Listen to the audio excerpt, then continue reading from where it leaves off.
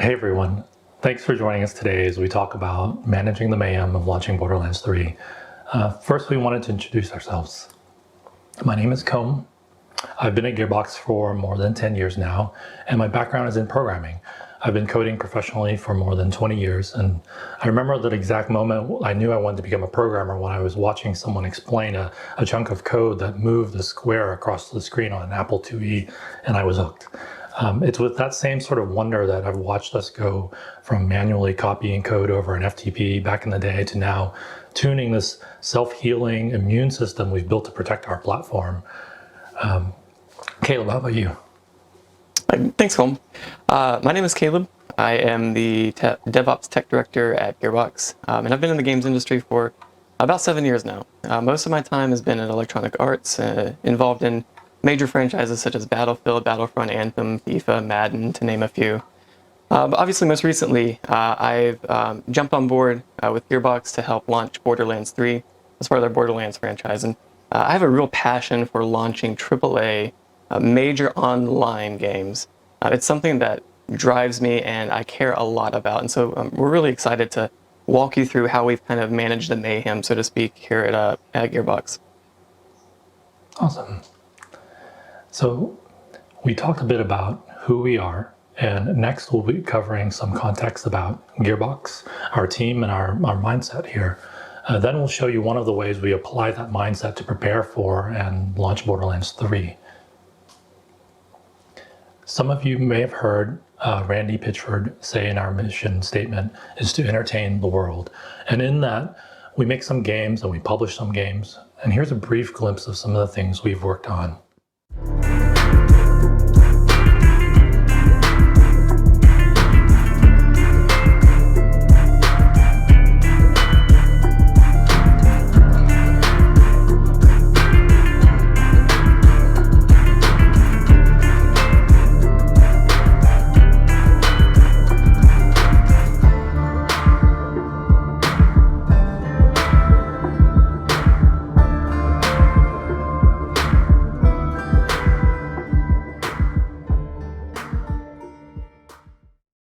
Since we're still growing and hiring, we often get asked during interviews, what's your favorite thing about Gearbox? So Caleb, the thing you've heard me talk about all the time is this mindset of collaboration that we have here. So many things from how we structure our compensation to the kind of environment we cultivate really motivates us to set aside our own ego and our need to own an idea and really focus on finding and shaping the best solution, because we all benefit from that. So Spark, let's talk about the team. Spark is a code name that we use internally for both technology and the team. Many of you may know our platform by its external name, Shift. More than a decade ago, we realized where many games were going, towards a world of more connected experiences. And there's a metaphor we often think about here with a D&D game. The experience can be incredibly engaging when a good DM cares about the group and thinks about the group in terms of designing a campaign and their preferences and adapting to how the group evolves and plays that game. And what we saw lots of in video games were where we were only doing the first part, designing a campaign with the best intentions and hoping players experienced it in the intended way. And it largely lacked the feedback from the audience that would allow a DM to respond to the group by adapting that experience. The Spark platform completes that loop and gives our designers the tools to care for many different types of players. Over the last decade, we've built a lot of features and supported a lot of games, as you might know, but it's really that metaphor and story that stays with us. We have this strong sense of independence, and it felt really natural to us to build out these features ourselves, and that allowed us to give players exactly the experience we intended and protect their data ourselves. As I said, we're also a team of really great people. I feel like I've lucked out. There's a very high level of trust and agency on the team. Often I'm asked what I like most about the team, what about Spark? And one of my answers is often the people, but I also love the way we apply that mentality of collaboration by putting ideas and challenges on the table to figure out what's best for our games. And that level of trust and collaboration really helps us to focus on doing great stuff. So now if you come interview with us, you can tell us you've seen this talk and you want to know what else we really like about working here, and we'll be glad to tell you. So that value of trust and collaboration extends all the way down to the tools we use every day in our work. Our developers choose the technology and tools they put to use every day. We trust them with that responsibility. And of course, that includes the choice to repeatedly work with AWS on effort after effort. We love their responsiveness and collaboration with us. And we worked directly with them to develop and improve several features over the years, including Game Lift, and it's been a great experience for us. So how do we take that culture that we have at Gearbox and do something high pressure like launch a huge AAA game? As you can imagine, repeatedly launching things of this scale kind of begs for a good and strong process to minimize the risk and impact on players. But as you can imagine, the challenge is doing that in a culture that's generally been allergic to a lot of process and formality. So how do we get there? Coincidentally, Caleb, you joined our team less than a year before the launch of Borderlands 3, and I think with fresh eyes really led us through that transition, striking the balance and making deliberate, desirable trade-offs. And really, I think, resulting in the smoothest game launch we've ever had. So let's talk about that. I'm glad you brought that up. One of the things we wanted to talk about is what the timeline looks like for preparing for launch. And this is something we call production readiness reviews. These are common throughout the industry, and what you can see on this timeline is the production readiness review cycle should start very early, arguably as early as you start developing online features for your game. This is not a process that we can start, say, a week or maybe even a month before launch. This really needs to be a process that is started very early on in the project, because it's going to take a lot of work to make sure that that is successful. And so what you can see from the timeline is about 9 months out. That's when we should really start considering, all right, it's time to have a kickoff meeting for who's going to think about alerting and runbooks and documentation and shift management and all of the things that goes into a successful launch.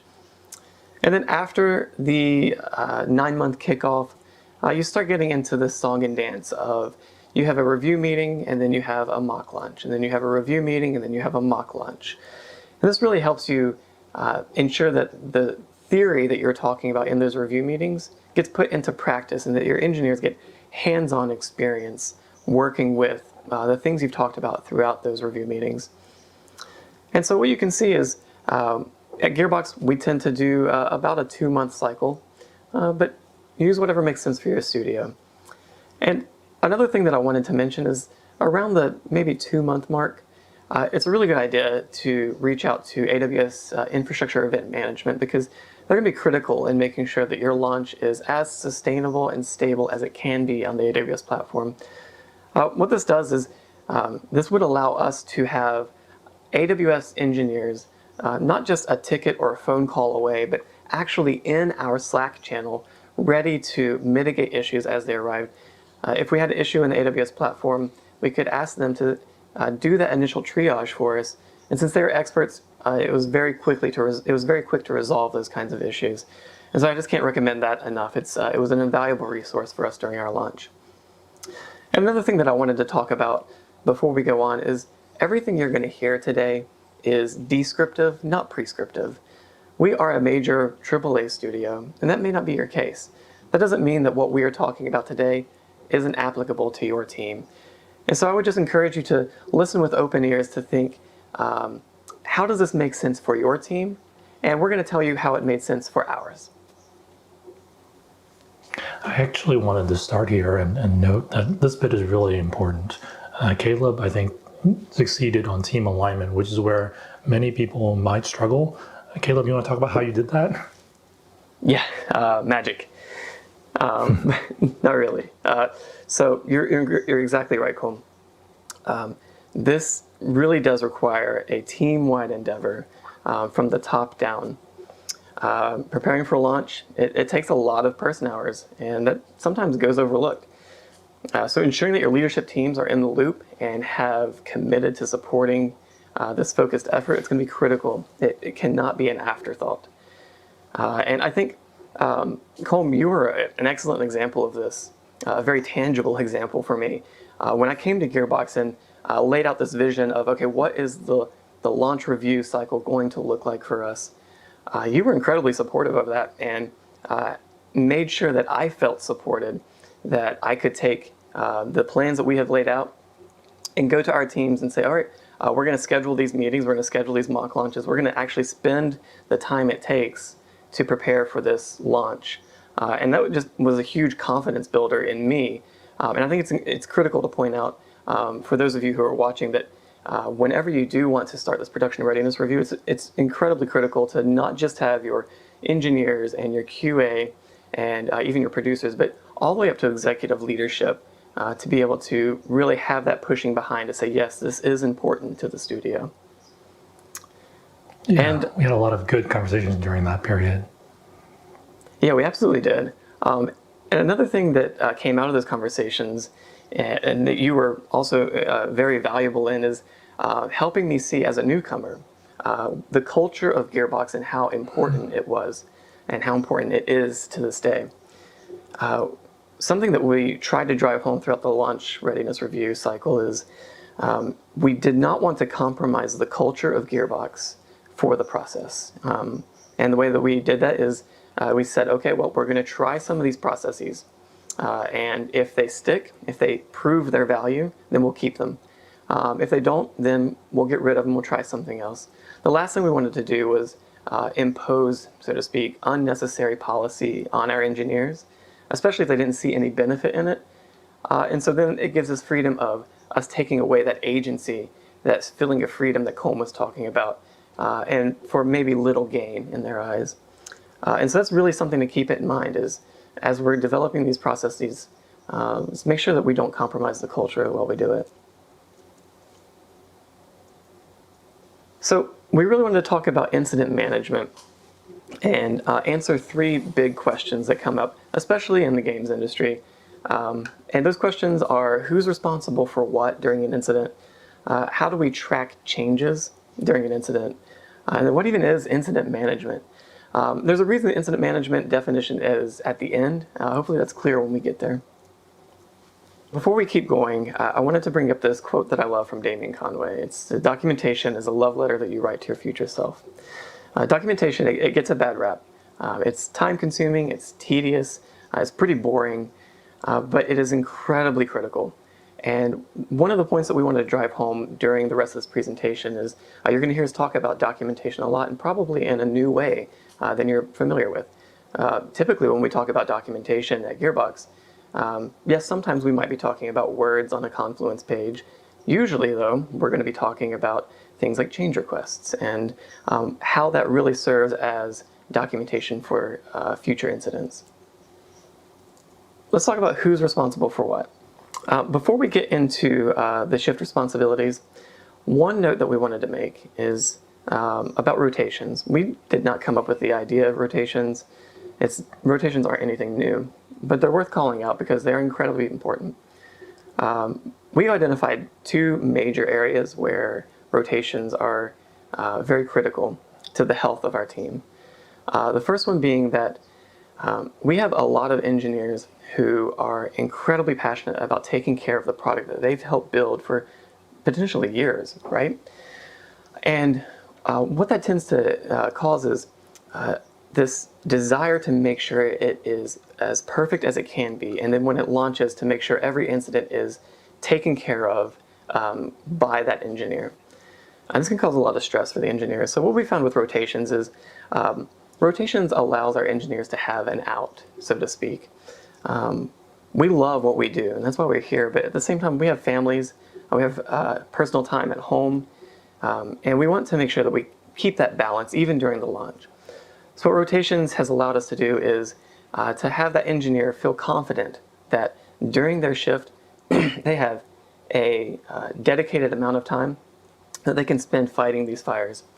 And then if their shift comes to an end, they can feel also confident that the next shift is going to pick it up and take over where they left off. So they don't feel like they have to stay overnight to make sure this one incident gets fixed. They can rely on their teammates who are coming on to help carry that burden further. Yeah, it's really easy to get excited here, and I think boundaries are really important. Yeah, they definitely are.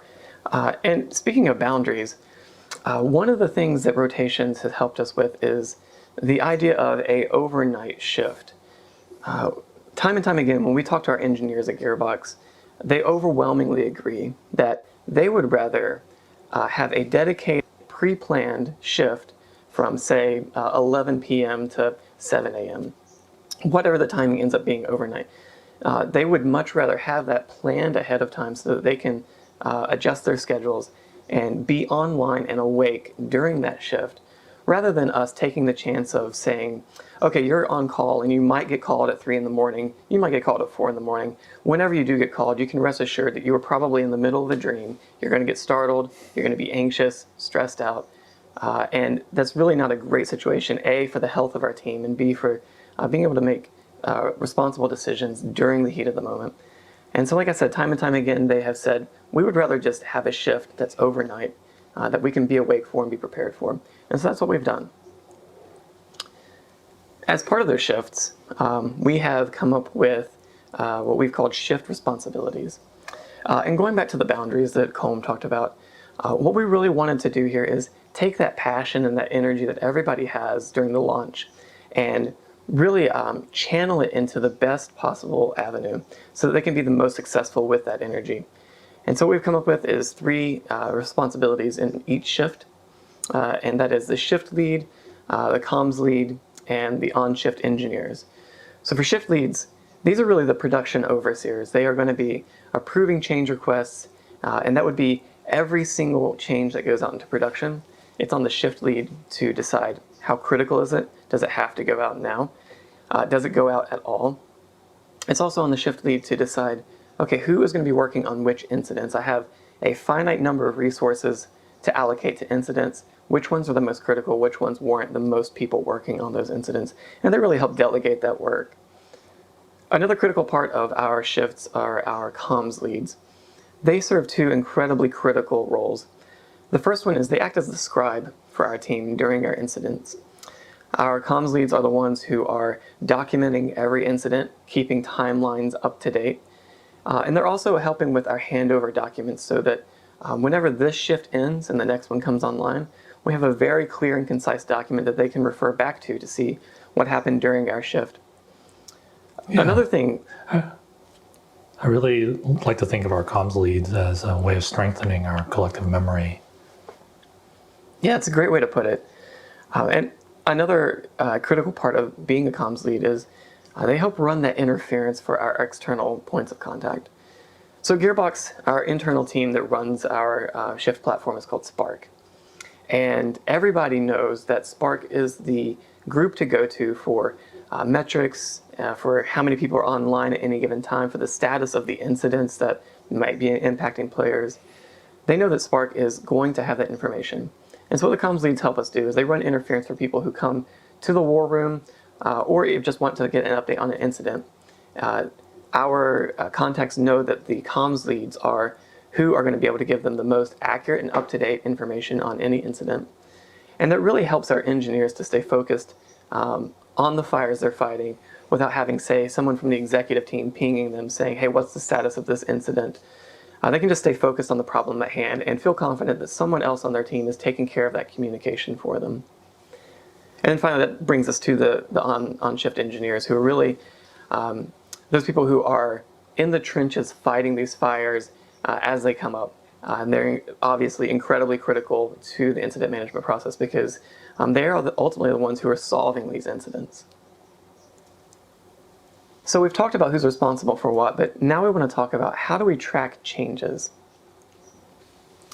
So this is an incredibly dense slide, and that's for a reason. It's so that you can pause the video or come back to it later and really try to take in what is here. We're not going to cover all of this. This is really for reference, but we did want to give you an idea of what documentation looks like at Gearbox. And this is alluding back to that quote that we said earlier, where this is not your typical documentation. This is not documentation in Confluence with just paragraphs on a screen. This that you see on the screen now is what we have come to call change requests.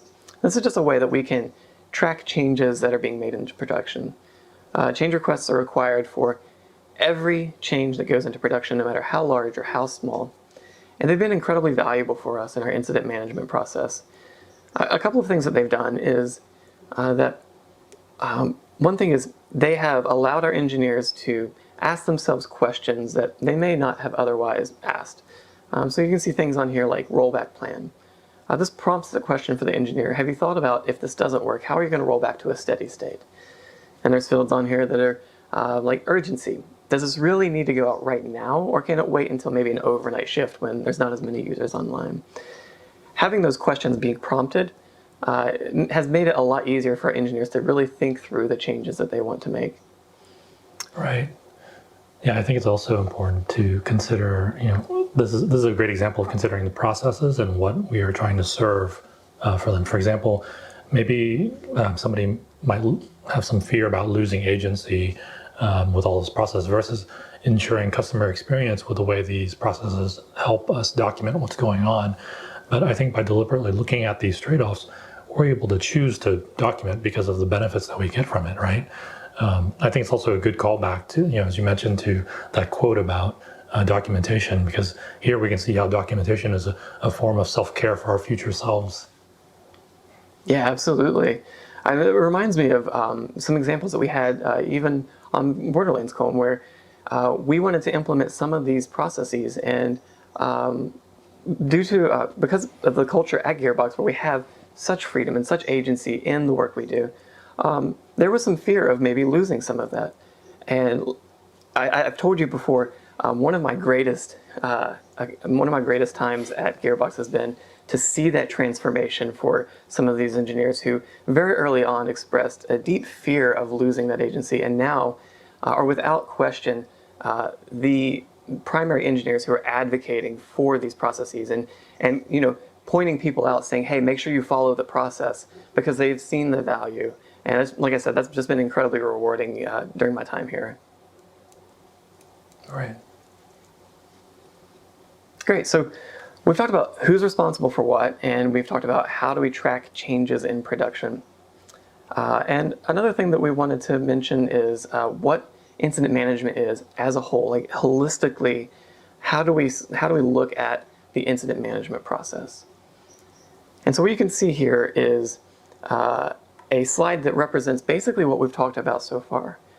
And again, we wanted to note on this slide in particular, this is how Gearbox does it.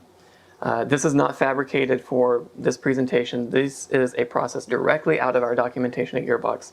So you can see transparently the incident management process that our engineers follow. And they refer back to this time and time again to refresh themselves. And also for new engineers onboarding, we expect them to look at this process and to get familiar with it. And so if we just step through this really quickly, this is kind of a walkthrough for what we would do for incident management. If an incident is noticed, an engineer will try to spin their wheels for 15, 20 minutes. And then if they can't get it fixed, then they say to themselves, I should probably notify my shift lead and my comms lead, because this is clearly an incident. And before we go on, one note: if they are able to fix it, you can see a little red circle there that still requires them to submit a change request. So even if they find an issue in Silo and they're able to fix it in Silo, fixing that in production, if it requires a change, has to be approved by a change request. But let's say that didn't happen. So they spun their wheels and they recognize that this is an issue that I should probably notify someone about. They notify their shift lead and their comms lead. So if they notify their comms lead, that kickstarts a process for the comms lead on shift. They go into our incident management software and they create a new incident. And then they get into this loop until the incident is resolved, where they are updating timelines in the incident. This is incredibly valuable for when we want to go back and do postmortems. They keep our stakeholders up to date, like we were mentioning earlier, where we would have external points of contact who want to be up to date on incidents. This is part of their process. And then they would also orchestrate Jira. Maybe the incident results in some bugs that have to be addressed. The comms leads are really driving that Jira orchestration to make sure that they are documented well. In parallel to the comms lead, we have the shift lead, who is also in their own internal process for incident management. And what this looks like for them is they are coordinating and prioritizing the work of their team. They are communicating that priority to their team, making sure that everybody's on the same page about what is the most critical incident going on right now. They delegate the work based on that criticality. They coordinate the production changes. This goes back to the change requests. It's on the shift lead to decide which change requests make sense and which ones don't, and how they need to be scheduled.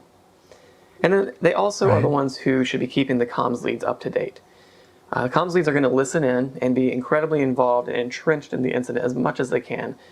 But we still need that level of technical detail that only a shift lead or an engineer would be able to produce for that comms lead.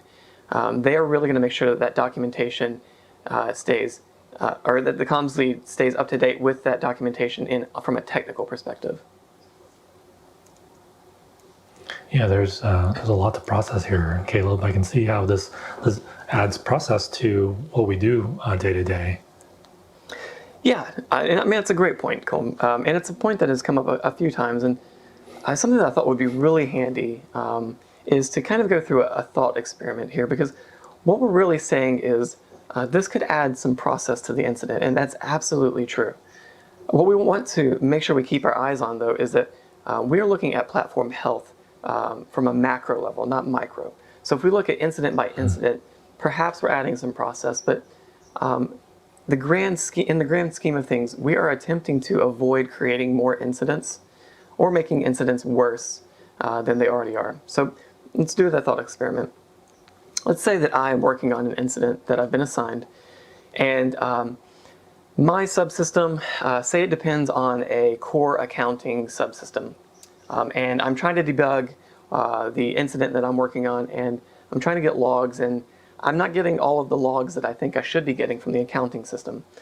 And so I'll go and I do some investigation, and lo and behold, well, the logging level has been set to error. And this is a common problem for many of us, where we see that, okay, well, we need to go into the configuration and change the logging level from error to info so that we can start getting those info logs. So it's a very easy fix for me, right? I need my logs because I need to debug my issue. This is very intuitive and very minimal risk. So I just go in and I kick the logging level back up to info, and voila, I've got my logs. I can start debugging my issue with no issue. What I'm unaware of is that, say you, Colm, are working on another incident that you've been assigned, and it is involving the accounting system. And what you found in your investigation was that, well, disks were filling up, and it was crashing the accounting system. And those disks were filling up because of a bug that was spewing out too many logs. And so while you were trying to debug your issue, you decided, as a stopgap, I'm going to lower the logging level to error so that we'll stop filling up the disks, and the server will stop crashing, and I can safely start debugging the issue. So what you have done is you went in, created a change request, notified your shift lead, they approved it, and you've set your logging levels down to error, and the accounting system has stopped crashing. So you can see what has happened here is I'm unaware of your incident, and I think that my change is so minimal that I don't need to tell anyone about it. And what I have inadvertently done is undone your change that caused the accounting subsystem to stop crashing. I have caused it to now start crashing again. And these are the kinds of things that we want to avoid in our incident management process, and that's why we feel like it's incredibly valuable to follow this process just to make sure that everybody's on the same page. So we've talked a lot about theory, so to speak, today. And what we really wanted to do at this point is show you what it looks like to put that theory into practice. Talking about all of these procedures and policies that we want to do is great, but not really if no one knows how to do it when the time comes. And so I think it's really important for us to look at how we can take these policies and procedures that we are defining in our review meetings and letting our teams kind of gain some hands-on experience with that. So what do firefighters have to do with game development? Firefighters, they're highly trained specialists, and they risk their lives every day fighting fires. Colm, did you know that before becoming an active duty firefighter, they are expected to spend about 600 hours in training? And Wow. yeah, that's just the beginning, right? After that, some firefighters, according to some reports, they spend over 80% of their active duty time in training. And the obvious question here is why? It's because when a firefighter goes under live fire conditions, they need to have an intuition for that fire that they're fighting against. To acquire that life-saving intuition, they need to train hour after hour. And like the old adage says, practice makes perfect. And that brings me to Jesse Robbins. Now, in the early 2000s, Jesse Robbins, whose official title at Amazon was Master of Disaster, he created and led a program called Gameday. That program was inspired by his time working as an active duty firefighter. Game days were designed to test and train and prepare systems, software, and people to respond to real-world catastrophic failures in their platforms. And so Amazon has called them game days. We at Gearbox, we call them mock launches. And so what are mock launches for Gearbox? Mock launches for us are a way, like I said earlier, to really practice the theory. And so what we do is we pretend like we are in a real launch scenario. We tell people weeks ahead of time, hey, we are doing a mock launch on this day, and here's the shift you're assigned to. And our mock launches typically go for about 12 hours, where we have maybe 3 shifts, and engineers are expected to be in mock launch mode during their shift. And what they really try to do here is get into an environment that is as production-like as possible, and pretend like we are in a production scenario, and then I, or someone else, goes into that environment and starts creating chaos. Fabricated chaos is what we call it. And this is just a way to say, we go in there and we break something. And then we depend on our engineers, our comms leads, and our shift leads to address that issue in such a way that it resembles what would actually happen in production, so we can make sure that we are staying in touch with this process. I didn't want to talk about every mock launch that we do, but I do specifically want to call out the very first mock launch, which is 0.1. This is incredibly important for your team. What this does is it lets your engineers get into a room and really walk through the incident management process without really feeling stressed to fix anything. So what I did is I brought engineers into very small shifts for only a couple hours at a time and 2 or 3 engineers at a time to really start to introduce them to the incident management process and what that looks like. I would break something in an environment, but I didn't care if they fixed it or how long it took them to fix it. All I cared about was, were they getting the incident management process to where they felt comfortable? Did they figure out how to communicate between incidents, when to submit change requests, how to keep that documentation up to date? This was really a way for us to just get them some hands-on experience with a new set of procedures that really we hadn't touched before. And the analogy that comes to mind is football. Whenever a football team is learning a new play, they don't just say, okay, go out there and do it and toss the ball to the running back and expect everybody to do what they're supposed to do. They go through a very methodical and walk-through process where everybody on the team deliberately goes slow and walks through the places that they're supposed to be so that we can make sure everyone is on the same team, or everyone is on the same page. And that's really what we tried to do for our first mock launch, was to make sure that everybody felt comfortable with the process. So this brings us into something that's become very popular over the last number of years, and it's chaos engineering. And chaos engineering is different from chaos testing. And we really tried to make sure that our mock launches are an engineering process where we take our mock launch retrospectives and we talk about, okay, what went well? How did we do during the mock launch? Where were some areas that we can grow? And we also talk about, okay, does this policy or does this procedure, does this still make sense for our team? And after that mock launch retrospective, we take that learning and we apply it to future mock launches. And so then we practice what we have just talked about in the previous retrospective. And then after we get done with that mock launch, we go into another retrospective. And we have this continuous feedback loop. Every time we do a mock launch, we do a retrospective. And then the output from that retrospective serves as the input to the next mock launch. And this has really helped us to ensure that we have a goal-driven mock launch, and to make sure that we're doing this in as much of a scientific way as we can, and not just randomly breaking things and seeing how quickly people respond. Okay, so that was a lot, and we definitely did not want you to walk away from this feeling like you just listened to an academic lecture. So we wanted to kind of bring this home a little bit to what it looked like when we launched Borderlands 3, something tangible. Colm, we've talked about this before. I have a deep passion for hosting LAN parties, like major 300-person LAN parties. I love the environment and the atmosphere that brings. And that was something that I really wanted to bring to Gearbox whenever we do launch events, is that kind of LAN party feel where, yeah, we're all there doing somewhat the same thing, but we're just hanging out as a team more than anything. And so we reached out to some vendors and said, hey, we're launching a thing. Do you want to get behind that and help support it? And several of them were on board and sent us some free or discounted product. And we also wanted to make sure that our engineers, they felt like we valued that they were giving up a piece of their time with their families or just their personal lives to be there to launch this game, to be in the office for upwards of 14 days straight. Right? And so we made sure that we gave them good food, not just pizza and some bags of chips, but every day we felt it was incredibly important for our engineers to have well-catered meals, breakfast, lunch, and dinner, and then a variety of snacks from pastries and cakes and donuts to just chips, obviously, and soda, and whatever they needed to feel more at ease while they were fighting these fires.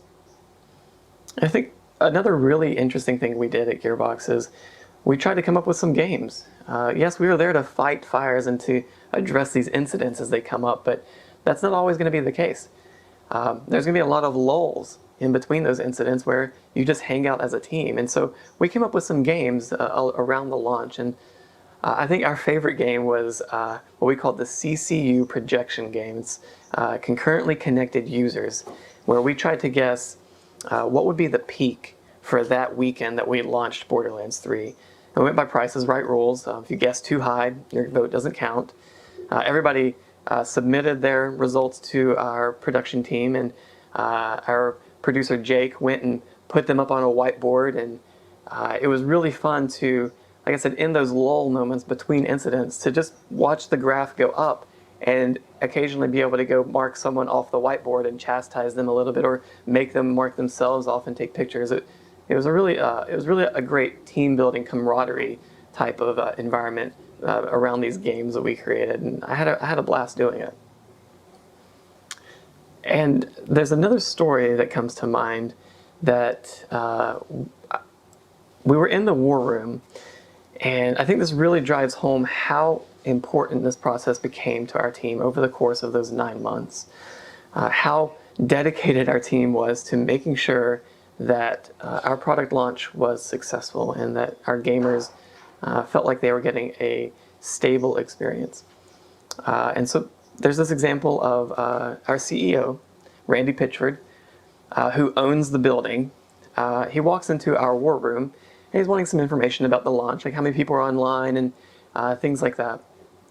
And our comms lead is doing great, running the interference and catching him at the door and answering the questions he has.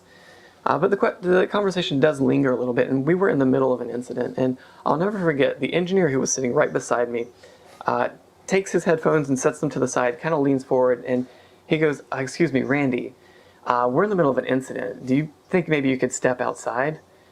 And it was this moment that was really shocking, but it was also just a really great moment to be a part of, that our engineers took so serious the stability of their platform that they were willing to lean forward and ask the CEO, the owner of the building and the room that he was standing in, to kindly step out of that room so that we could focus on the incident. And of course, Randy was super understanding and immediately stepped out into the hallway and was apologetic. And it was just a really great moment to be a part of.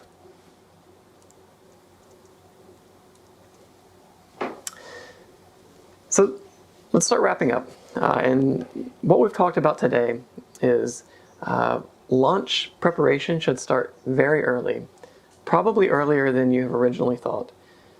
You want to make sure that this is a multi-month, at the least, endeavor, and you need to make sure that your team is aligned from the top down. Like we mentioned, it's not enough to just have your QA team, your engineers, and your production team involved. You really need to have executive leadership pushing to make sure that this is a success. And with that, we talked about how process is important, but so is your culture. And you really want to be cognizant of that, to not compromise your culture to try to force in a process that maybe doesn't make sense for your team. We talked about how practice makes perfect.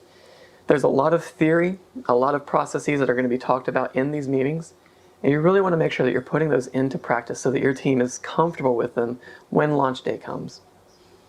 And then when launch day does come, you want to make sure that the processes that you have agreed on are followed. It's going to be very tempting, and we would encourage you to avoid that temptation to kind of shortcut the process when the real fire comes, to think that, well, I just need to get this fixed now because this is real life. We would encourage you to maybe take a step back and realize, well, we went through this process management, this process definition for a reason. There's value here. Let's follow that process.